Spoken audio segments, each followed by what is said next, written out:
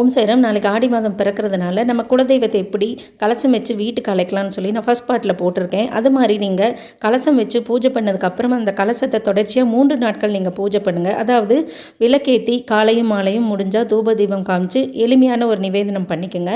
3 நாட்கள் கழித்து அதுக்குள்ளே இருக்கக்கூடிய அந்த தீர்த்தத்தை வீடெல்லாம் தெளிச்சிட்டு அந்த லெமன் பூ, அந்த மாவிலை அல்லது வெற்றிலை வச்சுருந்திங்கன்னா அது எல்லாத்தையுமே கால்படாத இடத்துலையோ அல்லது துளசி செடியிலையோ நீங்கள் போட்டுருங்க. கலசத்துக்கு யூஸ் பண்ண அந்த தேங்காயை நீங்கள் வெஜிடேரியன் சமையலுக்கு பயன்படுத்திக்கலாம், அல்லது ஏதாவது பாயசம் மாதிரி பண்ணி சுவாமிக்கு நிவேதனம் பண்ணிக்கோங்க.